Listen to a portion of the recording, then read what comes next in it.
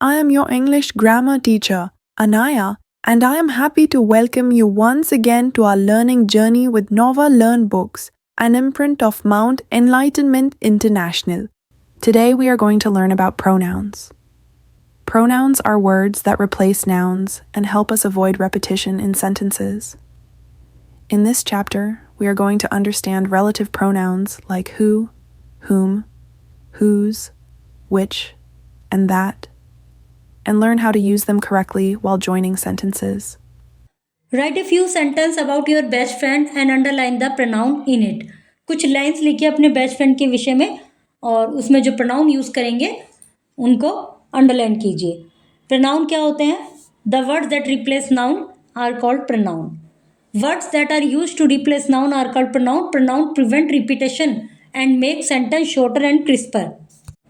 वे words जो noun की जगह पर यूज़ किए जाते हैं प्रोनाउन कहलाते हैं. प्रोनाउन सेंटेंस में रिपीटेशन को बचाते हैं और सेंटेंस को शॉर्ट बनाते हैं, क्रिस्पर बनाते हैं.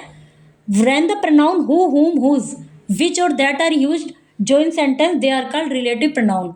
Who, whom, whose are used for people. जो who, whom, whose, which और that ये क्वेश्चन वाले वर्ड्स हैं, क्वेश्चन वर्ड्स हैं. लेकिन जब ये सेंटेंस को ज्वाइन करने में यूज़ होते हैं तो ये रिलेटिव प्रोनाउन कहलाते हैं. और इंटरोगेटिव प्रोनाउन वहाँ होते हैं जब इनका प्रयोग क्वेश्चन पूछने में किया जाए. और हु, हुम, हुज ये पीपल के लिए यूज़ होते हैं. विच होता है नॉन लिविंग थिंग्स के लिए यूज़. पढ़ते हैं example. There is a table in that corner, please place it over here. Please place the table which is in that corner over here. अभी क्या है, दो सेंटेंस है कि वहाँ कोने में एक टेबल है, प्लीज़ उसको यहाँ रख दीजिए. अभी इसको हमने एक साथ जोड़ा. Please place the table which is in that corner over here. तो ये विच यहाँ पर रिलेटिव प्रोनाउन के रूप में यूज़ हुआ है. Please meet mister Rao. Mister Rao is the head of our department. Please meet mister Rao who is the head of our department. ये दोनों रिलेटिव प्रोनाउन हो गए. Which usually refers only to things, that also normally refer to things, but it may also refer to a class or type of a person. Which तो केवल things के लिए होता है, लेकिन that things के लिए normally तो things के लिए होता है, लेकिन कभी कभी ये एक क्लास के लिए, एक ग्रुप के लिए, एक वर्ग के लिए भी यूज़ हो जाता है. लोगों के, पर्सन के लिए भी यूज़ हो जाता है. They are writer, they write for the monthly magazine.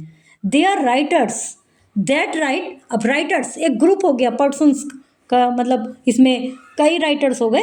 तो that write for the monthly magazine, monthly magazine के लिए लिखते हैं. The part of the sentence introduced by relative pronoun should be placed close to the noun. वो parts का वो भाग जो रिलेटिव प्रोनाउन के द्वारा इंट्रोड्यूस किया जा रहा है वो नाउन के बिल्कुल क्लोज होना चाहिए. जैसे ऊपर वाले सेंटेंस में देखिए, please meet mister Rao. Mister Rao से मिलिए, और ये जो रिलेटिव प्रोनाउन उसके तुरंत बाद आया, who is the head of the department. The boy, this part is called relative clause. अब यदि क्लॉज की बात करें, हमने पिछले चैप्टर में नाउन फ्रेज पढ़े थे, तो उसके बाद क्लॉज पढ़े. क्लॉज में नाउन क्लॉज थे, नाउन फ्रेज थे. तो अब यदि फ्रेज की बात करें तो उसमें क्लॉज की बात करें तो उसमें वर्ब भी होती है.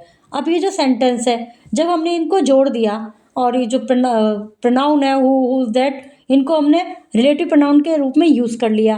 अब वो वाला जो पार्ट है वो रिलेटिव क्लॉज कहा जाएगा. जैसे the boy receive the letter, ये हो गया एक क्लॉज. दूसरा क्लॉज हो गया हु मेट द पोस्टमैन. तो ये जो रिलेटिव क्लॉज के यदि पूछा जाए इसमें, तो who met the postman. The boy who met the postman receive the letter. The boy who met the postman, इसमें ये वाला जो हु मेट द पोस्टमैन ये हो गया रिलेटिव क्लॉज. दोनों अलग अलग सेंटेंस है. तो यदि क्लॉज की बात करें तो एक क्लॉज ये हो गया, दूसरा क्लॉज ये हो गया. फिर जब उनको हमने एक साथ जोड़ दिया तो who met the postman receive the letter, तो ये रिलेटिव क्लॉज हो गया. सेंटेंस को कंबाइन कीजिए रिलेटिव क्लॉज के द्वारा, रिलेटिव प्रोनाउन के द्वारा. Rewrite this incorrectly constructed sentence. Incorrect sentence को करेक्ट करके लिखिए. उसके बाद हु और हुम का डिफरेंस समझ लीजिए कि क्या अंतर है. हु और हुम दोनों ही पर्सन्स के लिए यूज़ होते हैं, लेकिन सब्जेक्टिव केस और ऑब्जेक्टिव केस इनमें ये अंतर होता है. Who did see you, whom did see you. Who did see you, whom did see you. Who is the subject and whom is the object. Who will help you, who will help me subject, by whom will I be help object. तो ये difference होता है कि हुम subject और who subject और हुम object के लिए यूज होता है। Whom is used after preposition such as by, to, with, after and so on. Whom preposition के बाद यूज किया जाता है। In modern English we often change the sentence to avoid the use of हुम।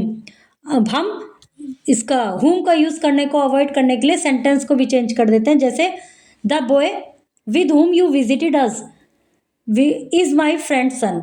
The boy you visited us is my friend son. मतलब whom use करके भी लिख सकते हैं और विद बिना हुम के भी लिख सकते हैं, बट डिफरेंस दोनों में यह है कि हु सब्जेक्टिव केस में आता है, हुम ऑब्जेक्टिव केस में आता है। That's all for today's lesson on pronouns. Practice carefully and use pronouns correctly to make your sentences clear and effective.